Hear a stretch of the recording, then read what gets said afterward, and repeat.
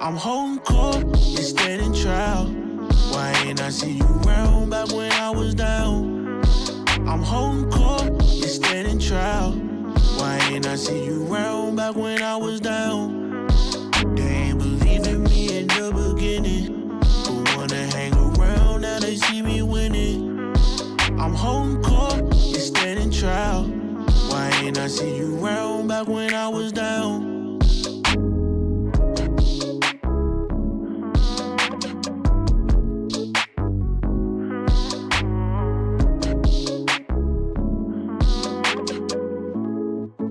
What's up, world? It's your boy Big Court from the Holdin Court Podcast. Today's episode is sponsored by none other than my brother, Master P, Rap Snacks. Available in all stores nationwide. Actually, this is my favorite one right here, Master P Icons, Rap Snacks. Go pick them up now.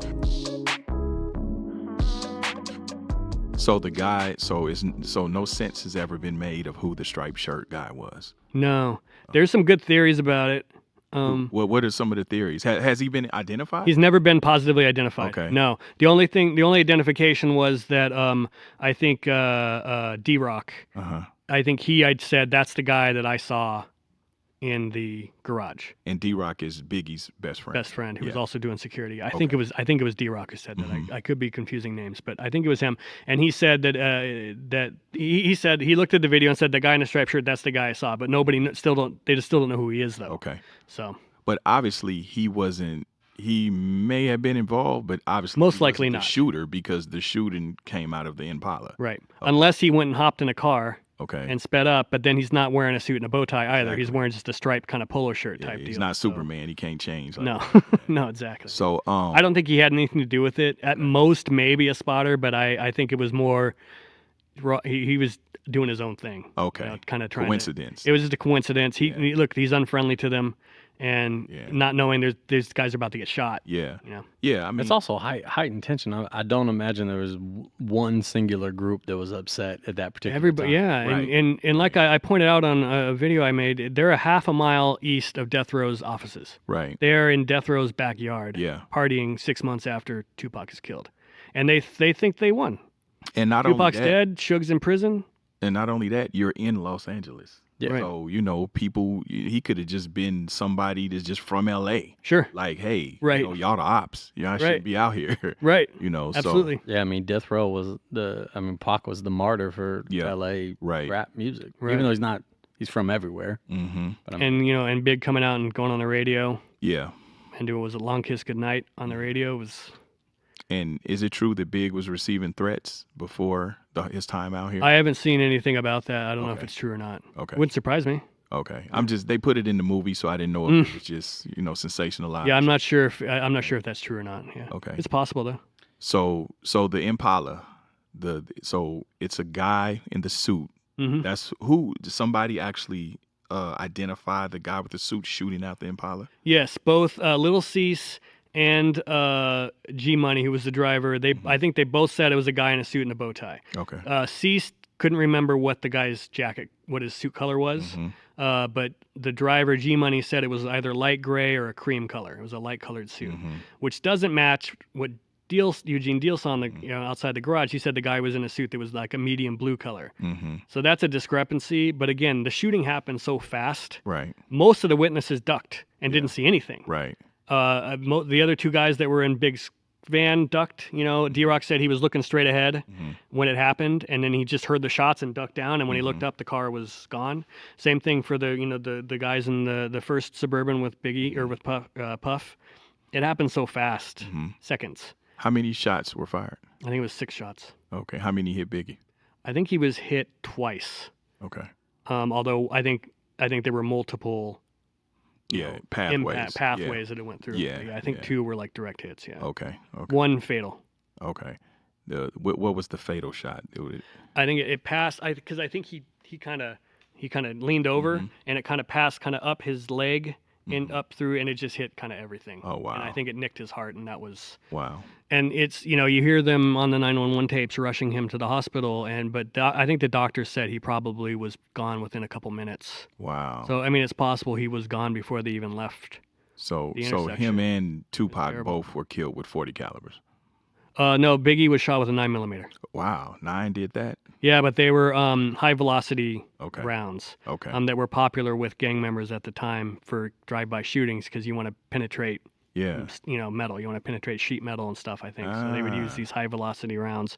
Reportedly were a brand called Gecko, Okay. which was, I think, a German brand.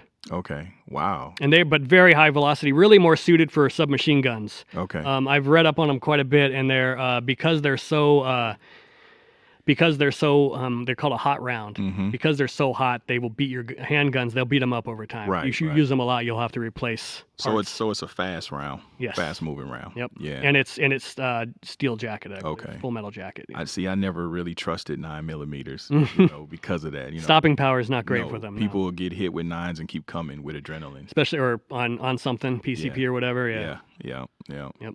What do you think about 9? I mean, I love them personally.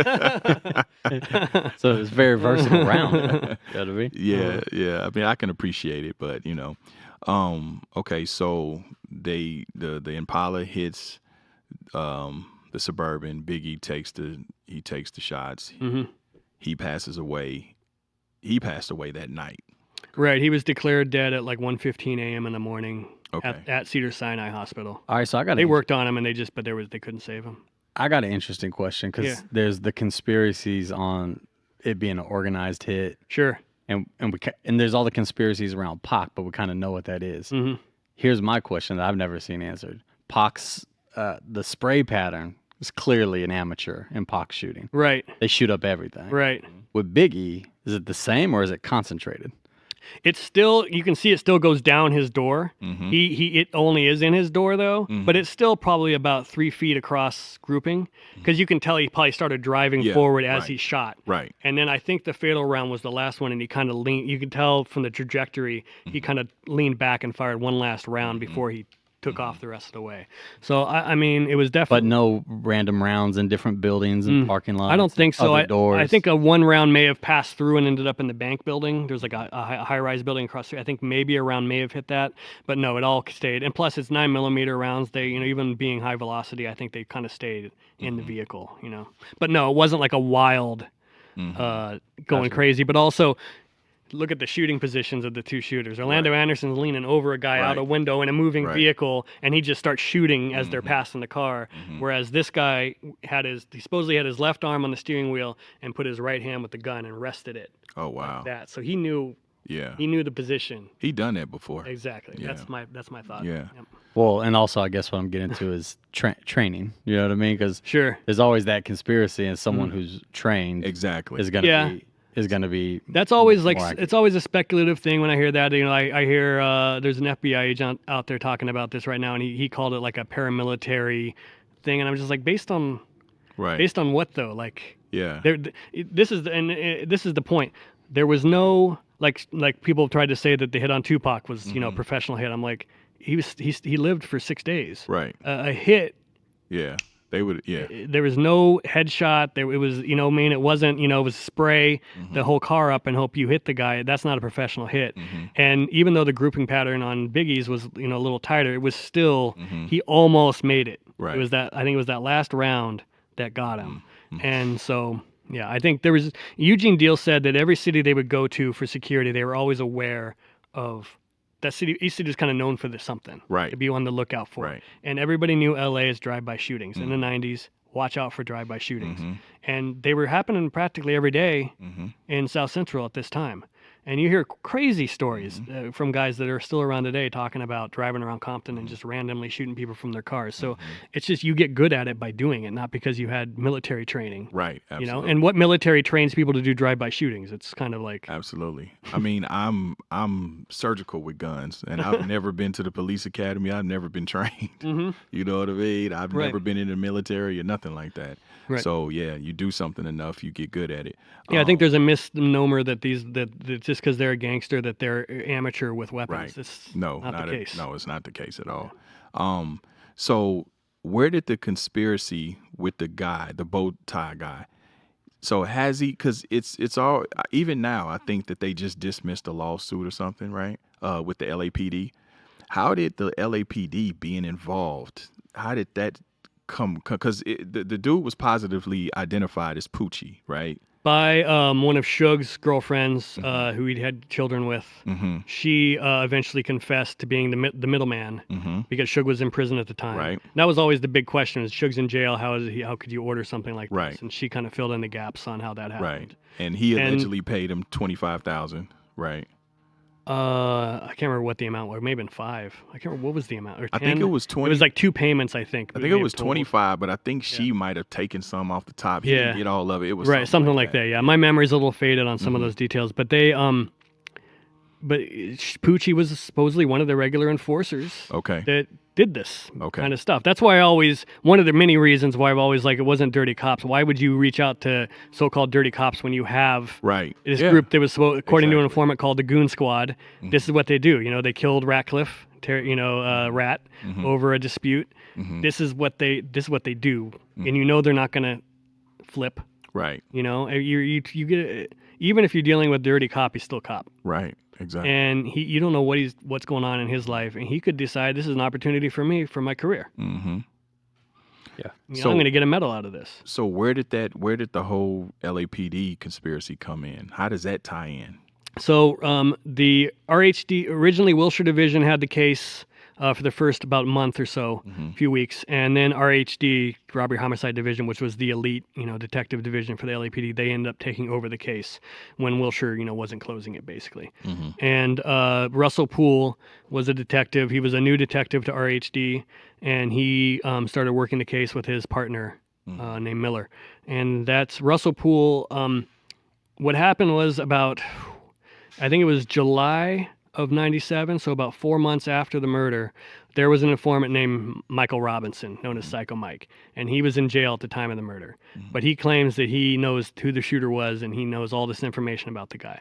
So he gets interviewed by, not by Russell Poole, but by another detective, and he gives all this crazy information. He gives 5 different names. He says the guy's name was maybe Abraham or Ashmir or Amir, and that his pre-Muslim name before he converted was Kenny or Kiki, and he's saying the guy's a Southsider, he's from the Southside Crip, and he's naming all these drug dealers from Compton that the guy rolls with, and it's just all this crazy stuff. And at that time, though, the rumors on the street about Biggie was that it was Southside did it.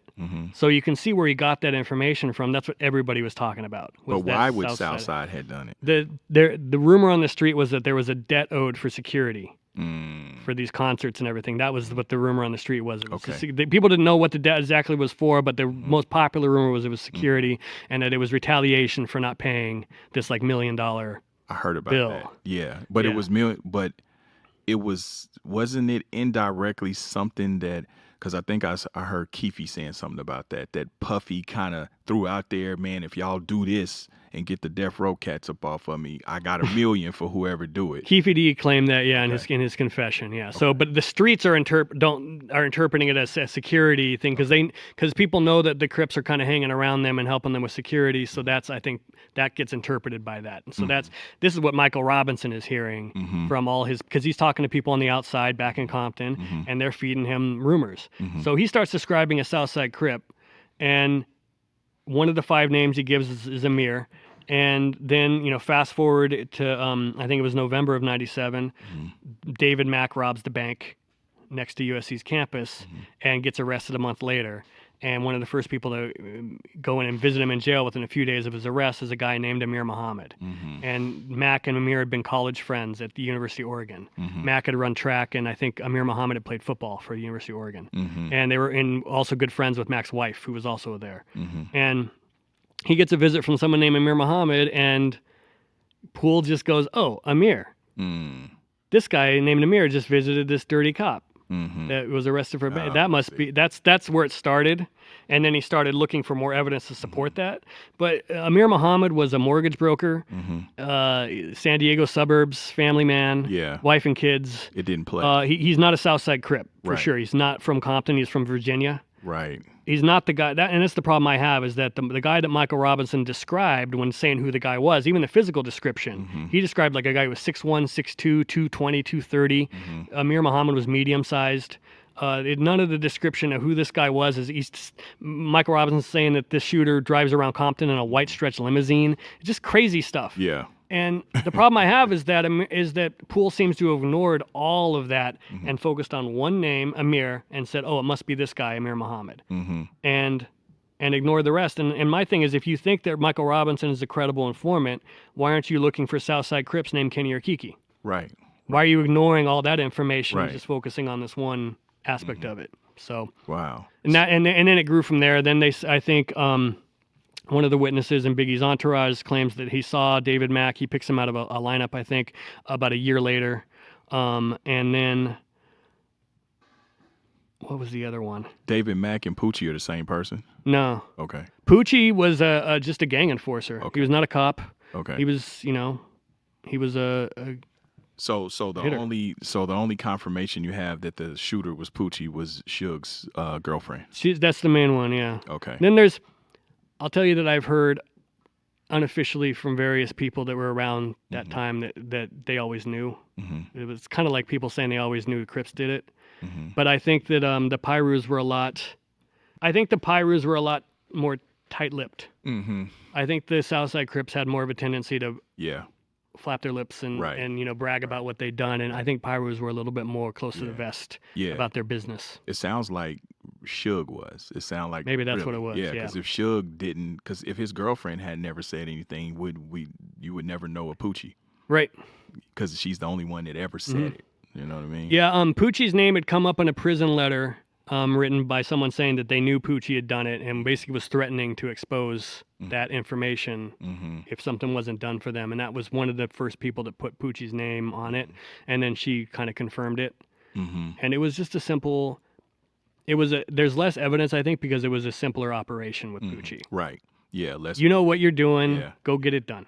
Yeah. And the money you'll get the money, and that's it. Right. Right. And Wow. Poochie, if you look at pictures of Poochie, it's wild. I have like 3 or 4 photos of him where he's in like group settings hanging out.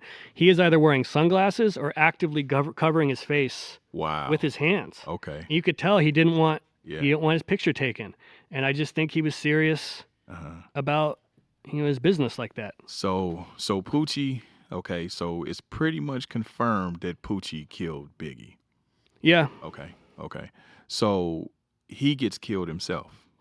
Yeah, so in 2003, I believe Poochie is driving down the street in Compton on his motorcycle, and somebody shot him like 10 times in Damn. the back, like with like a machine gun of some sort. Did they ever find out what that was don't think- related to? No, but he was involved in so much stuff. There had been another shooting earlier where he was sitting in a car with a guy named Chin Walker, and somebody walked up and shot both of them, and Chin died, and Poochie was shot but survived.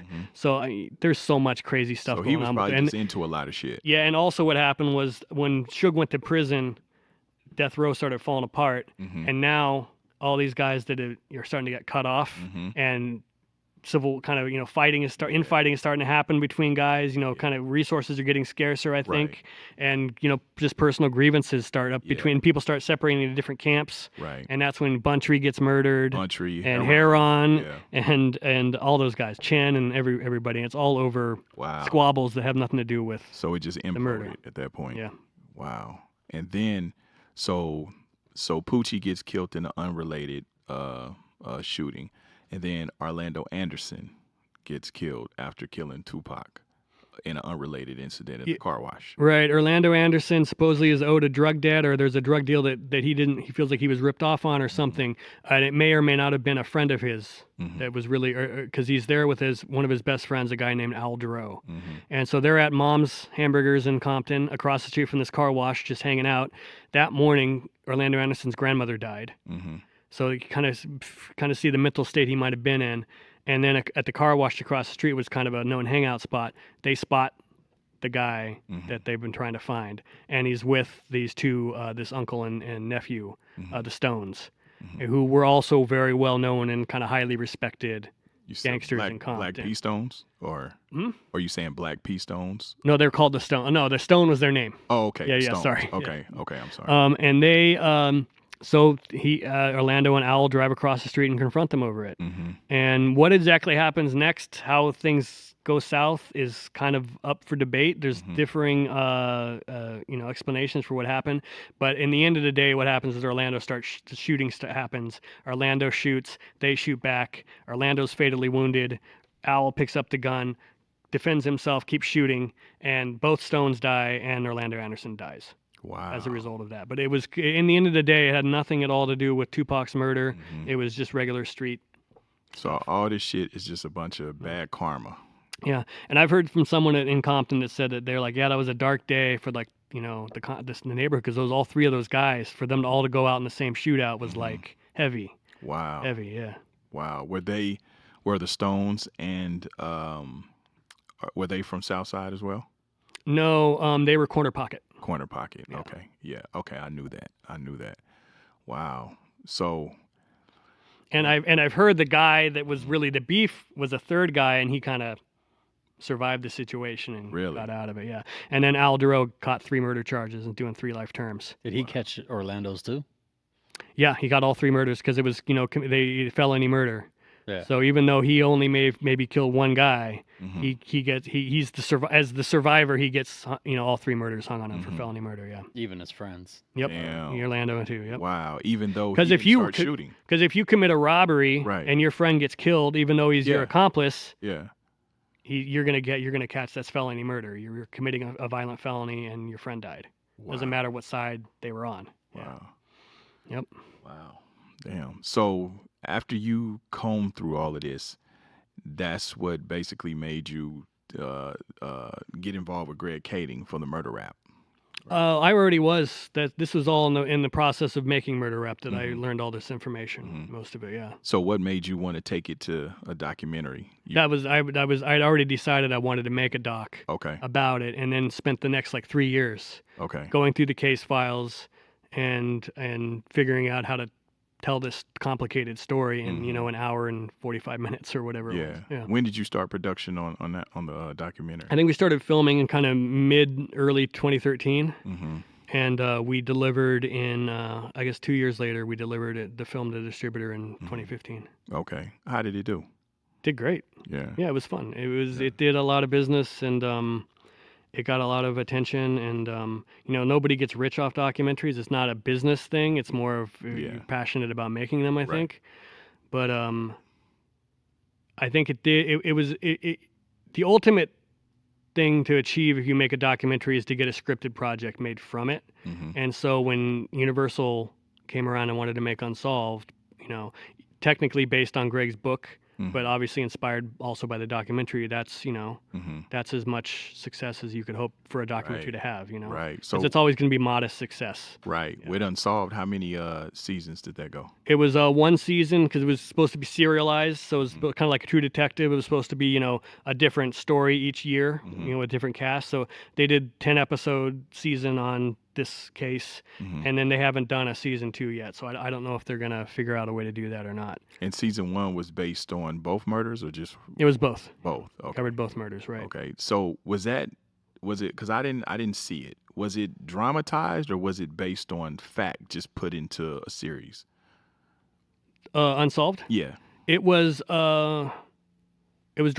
It was scripted. Meaning, I guess what I'm saying is they took the it was about Tupac and Biggie. It was just basically I guess their movies just condensed to a series basically. Yeah, what they did was they took they told parallel stories. They told the story of how Pac and Big got to know each other and became friends, and then how they fell out with each other. And then bounced back and forth between that and Russell Poole's investigation in the 90s and Greg Kading's investigation in the aughts, and you know 2006 to 2010 or 9. Okay. Yeah. Okay. So let me ask you, do you believe that all of this aftermath started from the disagreement? Well, I guess Tupac getting shot. Is that was the precipice for all of this? Do you think that that's where it all went bad? I think it started with Jake Robles in Atlanta. Oh, That was where it right. really went. That's when blood was first spilled. Okay. It was a war of words. But that was and then at Jake Death got Row killed. and Bad Boy? Yeah.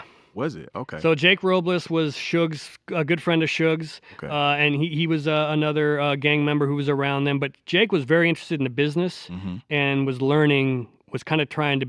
He was really Suge's business protege in addition to everything else.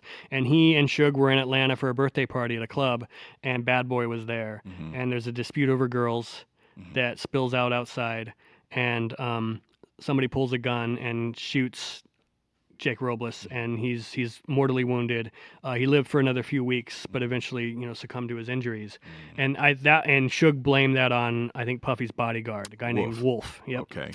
Anthony Wolf Jones. And so that at that point, it's like, okay, That's where it's now it's serious. Okay. And then you have the Anthony Bell beating in L.A., which Anthony Bell was a promoter who was friends with Puffy. I think they'd grown up together or gone to school together. And so they knew that. So what happened there was Anthony Bell first, I think he gets invited to Death Row's offices under the auspices of a meeting. But in the lobby, he's offered money if they'll give up the address where Puffy stays when he comes out to L.A. And he refuses. So they're like, hey, we're having a Christmas party, tonight or tomorrow. You'll come out to the party. And that's when it's kind of like, okay, we tried to lure you with honey. Now we're going to beat it out of you. And they take him upstairs. Suge and some of the gangsters take him upstairs, and they beat him up and trying to get this information out of him. And he ends up running and jumping off like a balcony just as police are arriving, because a friend had seen him go up there and was like, oh no, like this is bad. And police show up, and he doesn't make a report. He just wants to get out of there, and he leaves. And then later on he makes a report, and I think there was a lawsuit and a settlement for that situation. I didn't know about that situation. Yeah. Okay. Yeah, they showed it dramatized in a couple of different movies. Yeah, Unsolved had it. Yeah. Unsolved had it too, Yeah. where they invite him in the room and they shut the door. Yeah. Wow. And they're in trouble now, And he and I think that escalated things further, because now Puff knows. Look, they're not trying to find out my address in L.A. because they want to send me a gift basket. Exactly. Like, what's this about? Like, how far is this going to go? Exactly. Yeah. Exactly. Wow. So that same shooting in Atlanta where Wolf killed Robles, is that the same shooting that Big Meech got shot as well? I don't believe so. No. Okay. No, there was just one shoot. Robles was the only one who got shot that night. Yeah. Okay. All right. So with all this transpired, and all that with everything and everybody, what has happened, are you shocked at where everybody is currently, where Suge is and where Puffy is? It's kind of the polar opposite direction that those guys ended up in is really shocking. Sure. It is shocking, yeah. That Suge fell that far. He didn't just lose his company, that he's probably going to die in prison. That is shocking to me. That whole thing with him and Terry Carter, who could have seen that coming? But I think what happened with Suge was he was still kind of throwing his weight around, but he didn't have the guys behind him like he used to. And, that's what Mob James will tell you, is that, people weren't afraid of Suge, they were afraid of the guys behind Suge. Right. And I think he reached a point where he didn't really have guys behind him like he used to. I mean, if you look at, he's down there confronting, trying to confront Dre and these guys over royalties, I think for using his likeness in the film, he's there by himself. Normally he would have rolled up with 12 guys. Right. So I think that kind of shows you where he was at that point. And then, he's in a situation where I think he was going to have to beat like 6 charges or go do life for any of them, because he'd be third strike. He was going to have to he had to make each a one deal twice. Yep. Yeah. So do you think that with all that do you think that Puffy is, or Diddy, whatever you want to call him, do you think that he's Buddy Love right now? Yeah, Love. Yeah. What? Love. Yeah, he's Love right now. Oh, that's right. Changed his name to Love. Yeah. That's right. Do you think that Love is as gangster and as guilty as Suge? Because Puffy has always been able to kind of somewhat keep a different image. Sure. You know what I'm saying? He does he's in car commercials. Yeah, you know what I mean? But Puffy, he's not, his hands aren't clean. I feel like he's Teflon though, because he got away on a Shine one too. That's what I'm saying. Like Shine shot up a whole club. I don't think. Stuck to him. I don't think that he was like gangster like Suge was, or at least purported to be. Right. Right.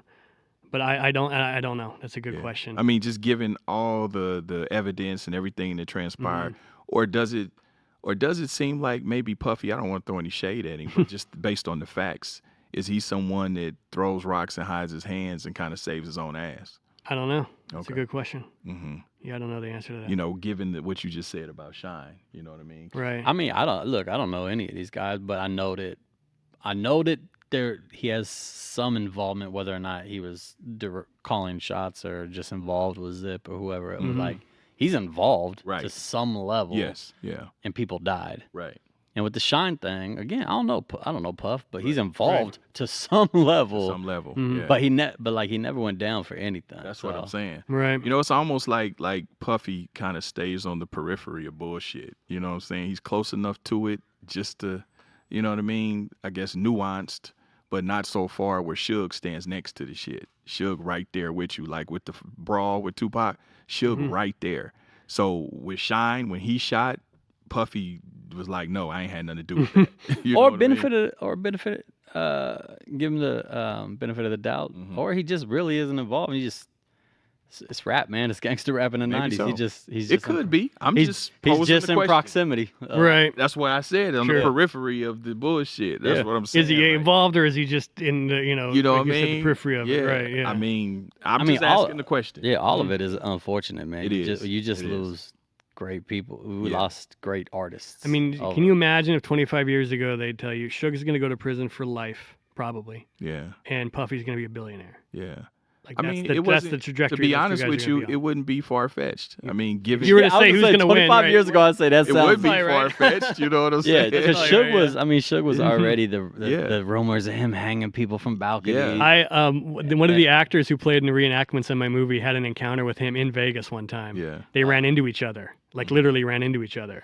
And this was not like a small guy, this actor. It Yeah. was like came around a corner and we smacked. And he goes, Suge was immediately like, "What up, homie?" Yeah. And he was like, none of, Man, like and his guys are there with him. I've had encounter. I won't say the rapper's name, but we come from the rap circle, and I was at a House of Blues, with another Sunset? with another artist, and my ex-wife, and Suge was there, and then the artist that I was with, it was funny. He was like talking about doing a collab album with them, and then we went out to dinner later that night, and that artist's wife was like, "What? You're not doing an album with Suge?" And they just went back and forth on like the ups and downs. But yeah, I mean, he's an intimidating figure in LA. You know what? I'd have to. This is the crazy thing about it. Everybody knows I'm no limit. You know what I mean? I'm no limit. Master P is my brother. I have to say that the times that I've encountered Suge, he's always been super cool. Right. Always. He was cool at the House of Blues. I used to see him all the time at the Polo Lounge. I used to go up to the So Polo funny you Lounge, said that. and he was we didn't know each other like that, but he would always see me, give me dab. Hey, what's up, homie? How you doing? He was always, and I remember one time we were on Sunset, kind of over by Bel Air, UCLA, and we were coming up, Sepulveda. I'm sorry, Sepulveda. Sure. And he pulled up next to me and rolled his window down and was like, "I see you, I said, "Yeah, what's up with you, OG? I see you too. How you doing?" He was like, "Oh man, trying to get it." Right. He just went about his business. He's not going to get to where he got by not being charismatic. Right. There's still going to be a lighter side to him. And it's funny, there's people that it's like the people that are around him have like a love-hate relationship with him now. You know what I mean? It's even the people that say they don't like him, there's still some love for the guy. It's kind of interesting. He's super charismatic. I mean, the artist that I was with that night at House of Blues, Suge, was super cordial, super friendly. And that was the whole reason he was like, "Man, we should do like a..." Like, you know what I mean? Like, it was it wasn't a bad vibe at all. Like, he was a very and this is the other guy. thing. Yeah, this is the other thing too. At that time. Well, the other story I have is me and Master P, we were at Philippe Chow's. It was just me and P. And we were meeting Gucci Mane down there at the time because P was kind of managing Gucci for a spell. And Waka was there. And I think Waka invited Suge. And it was so funny. It was just me and P. And Suge walked in. I think he had some of the OFTB dudes with him. And Gucci had his people, Waka had his people, and people in the restaurant literally start getting up and leaving because I think they thought that it was going to be a problem, but it wasn't. He was super cordial with P, super cool with me. It was all love. It was all love. And it was just me and P, Now don't get me wrong. I was ready. Because I told P, I remember texting him like, "Hey, let me know whatever it is." You know what I'm saying? Right. While we talking, let me know. Oh, yeah, because I forget, because P had the whole Snoop thing. Exactly. And And Suge called P, when Snoop, when P first moved out here to LA, Suge called P like, "Hey, I don't think LA is big enough for both of us." And P told him, "Hey, I just bought a house when you leaving," and hung up on him. You know what I'm saying? But Suge strike me as a type that, he'll try to get it off if he feels like he can. Mm-hmm. You know what I mean? If you show any sign of pussy or weakness, he may press you. But if you stand, you know what I mean, and you just then he gonna carry it high. I think that's one of the should. leading theories on who what the shooting at One Oak was about. Mhm. Him was that he may have pressed up on the wrong person, Mhm. and that was a message back that. Right, you can't do that with everybody. Mm-mm. You can't do that with everybody. But my agent right now, early in his career, before he was an agent, he was Suge's manager for a time, and my agent is a redheaded, pale-skinned dude, as far from gangster anything as you can imagine. And he said eventually he got out of that. He didn't like the situation, but he said Suge kept showing up at places where he was, and one of the places he said was the Polo Lounge. Yes. And I'll let him know, like, it wasn't you, man. Suge was a regular there. I was a regular. I would see Suge there a couple times a week. That's Oh, how we got familiar. Wow. All right. That's how we got familiar. So he was always pleasant, you know. And again, I think that some of the stuff that he's done is warranted. I think some stuff he gets a bad rap. But then what we have to understand too is, Suge was very young. You know what I mean? When you talk about All late these 20s, guys were so young. yeah, you're talking about mid-20s, late 20s, even early 30s, and you coming into all this money. Right. And nobody comes from money and, Right. and having this influence and just anything. It's everything crazy. you want. I mean, Pac and Big are both under 25. That's what I'm Right. saying. So looking back on it, me at 45, and I'm able to look at when I was 25. I was an idiot. I was an idiot. And I didn't was have what they dumb. had either. Yeah. Like, I didn't have all yeah. the things, Exactly. the the around accoutrements me. of success and right. all of that shit. Right. So I'm trying to think that shit, if I had, was worth $100 million at 26, 27, and I got all the homies from the 4 block, I probably would have acted a little bit of a fool too. You think you're untouchable. Yeah. Right. Absolutely. You don't know. you don't know life yet. Yeah. That what people are gonna do. Yeah. Now the recent shit with Terry Carter, I mean, he was grown enough, to know better at that point. I don't even know if he meant to do that. No, I know. I don't know That's if he what meant I'm to. saying. Yeah, I don't think he did. I believe that was I don't an think accident. he did. I believe it was an accident. But what precipitated Because that was his friend too. Yeah. Like Terry wasn't even like an Right. enemy. And Bone was a consultant on Unsolved. Yes. I But talked to Bone a little bit about it. But at the same time, Suge was still up there on bullshit. What was Bone's perspective on the whole thing? What can I say about that? Basically, I think Suge rolled up at the set first. They were shooting a promo for the film, and that's when Bone was kind of there as to help manage those situations, right? And so was Terry Carter. That's kind of what he did. He knows everybody, can make peace with everybody, can iron things out, And I think that Bone was like, they were the ones that were like, hey, don't call the police. Let's go handle this. We'll talk it out over at Tam's. Meet us over there. And that's that was about. But then clearly a physical altercation happens, and I can't remember words were said that instigate. I think Suge talked shit about somebody who was in the vicinity, like kind of, I know he's going to hear me say this. Right. And that's what started the altercation. And Bone kind of admitted to having a little bit of a grievance with Suge, too. You know what I mean? So it may have just been, some posturing that went left, right. But Suge was on bullshit, though. Suge was up there trying to press folk, because he wanted some more money and different things like that. So, he was doing more of that bullshit. If it's business, then you send your lawyer. Right. It's exactly. a way to handle business. And I think that's what Puff figured out that Suge never figured out. Right. So unfortunately, he became a victim of his own, circumstance and choices, and as he been doing. But I don't like to beat up on Suge. I think that we all make mistakes. All of us fall short, and have to work on ourselves. And hopefully he gets parole before.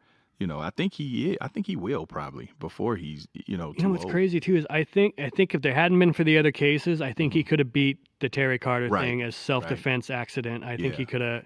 I think he would have been okay. But the sentence wouldn't have been enhanced either. Right, because exactly. of the other cases. So even if he got manslaughter or something, it may have not been what he ended up getting. Right. Which is too bad. So, But then there was the whole thing with like his girlfriend or somebody gets busted for selling that tape. Yeah. TMZ, which is how we all got the security footage of the incident. Right. And then, there's other stuff that was happening that was just, and he kept switching lawyers around. Yeah. And it was just like, Mesereau was involved. And all those moves come back to desperation. You know what I mean? Here you have a $500 million company that was lost, to Hasbro, through default. Right. You know what I mean? And his girlfriend is making, poor choices because money. You know, he's up there pressing because he need $1.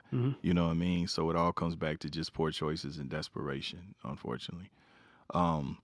So you did that project. So you did the Unsolved. Yeah. And that was pretty successful. That was on USA? Yeah, it was a Universal production. USA Network and Netflix together went in on it. So USA Network got it for the first year, and then Netflix released it after that. So it's on Netflix right now? It is now, yeah. Okay. So any new projects? I take over as showrunner on a series starting Monday. Okay. It's not announced yet, but yeah, that's my next big thing. And then I've just been doing a series of short videos on YouTube, exploring aspects of the case that I always thought were interesting that I didn't have time to go into as much in these other projects. And it started out as just kind of a personal thing I wanted to put out, and then Vlad TV came along and was interested, and so I said, well, you have 4.6 million subscribers, and you know, my murder rap page has like 13,000, so I would love for more people to see this. So it kind of grew into something bigger than what I planned. But yeah. How'd you connect with Vlad? I've been in touch with Vlad off and on before. I can't remember why we originally connected, but he's had Greg Kading on a couple times. He had Mob James on once. Yeah, like 3 times. Multiple times, yeah. Of course, he had the Keefe interview, which was big. Yeah. So he and I connected a bit over the years. So it seemed like every year or so I would touch base with him on something. So I actually reached out to him when my second episode came out because I was like, hey, this might interest your viewers. Maybe I thought maybe he might do a write up on it on his website or something. But it came back as let's. Oh, wow. You want to put it on our platform? So how many episodes do you have going on Vlad's platform? The first 3 have come out, and episode 4 comes out tomorrow. I finished episode 5 pretty much. I'll probably totally finish this weekend. And I told him I got like 30 ideas.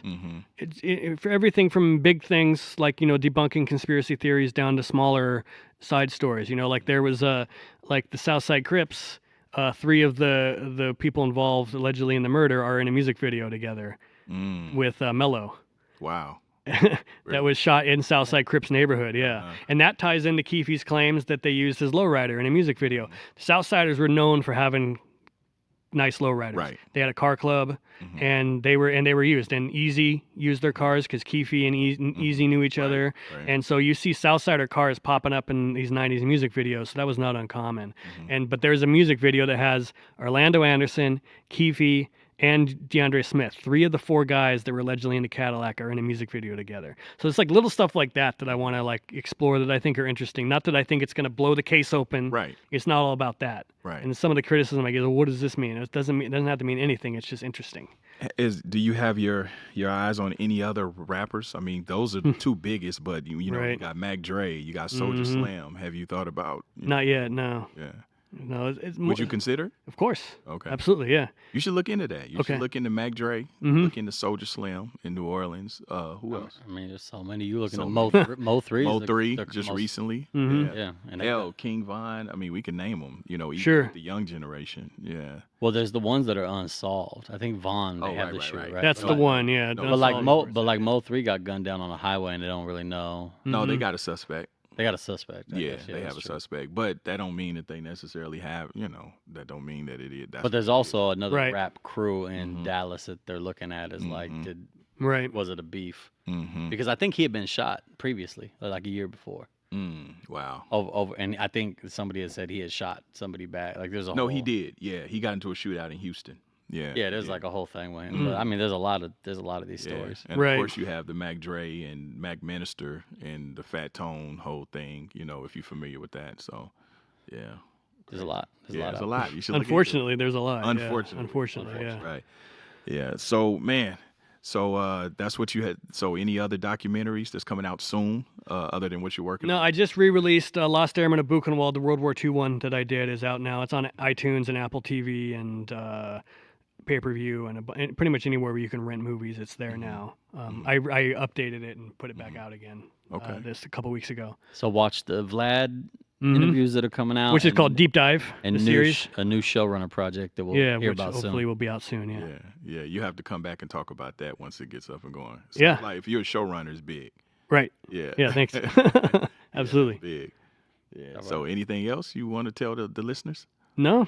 All right, man. Well, listen, we appreciate you coming, my brother. All the good work you've done with the murder rap and the Unsolved. You know, you contributing to, you know, the people figuring out a piece of history.